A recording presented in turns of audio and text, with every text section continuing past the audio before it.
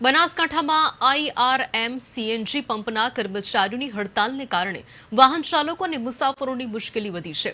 ધાનેરાના નેનાવા ગામ સહિત બનાસકાંઠા અને વાવથરા જિલ્લાના કુલ 65 આઈઆરએમ સીએનજી પંપ 19 ઓગસ્ટ સવારે 6 વાગ્યાથી 20 ઓગસ્ટ સવારે 6 વાગ્યા સુધી 24 કલાક માટે બંધ રાખવામાં આવ્યા છે. હડતાલના કારણે સીએનજી, ઇકો રિક્ષા, સ્કૂલ વાન અને ખાનગી વાહન ચાલકો મુશ્કેલીમાં મુકાશે. કર્મચારી મંડળના જણાવ્યા મુજબ હડતાલ દરમિયાન માત્ર એમ્બ્યુલન્સ અને અન્ય ઇમરજન્સી વાહનોને સીએનજી આપવામાં આવશે. જો 24 કલાકમાં કર્મચારીઓની માંગણીઓનો ઉકેલ નહીં આવે તો હડતાલને અનિશ્ચિતકાલીન બનાવવાની ચીમકી આપવામાં આવી છે.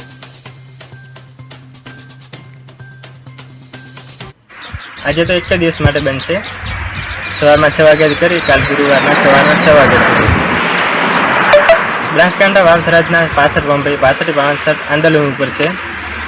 કંપની અમારું નિરાકરણ નહીં લાવે 7 દિવસમાં તો અમારા આવતા બુધવારથી અનિશ્ચિત માટે આંદોલન ઉપર ઉતરી જઈશું. 65 પંપ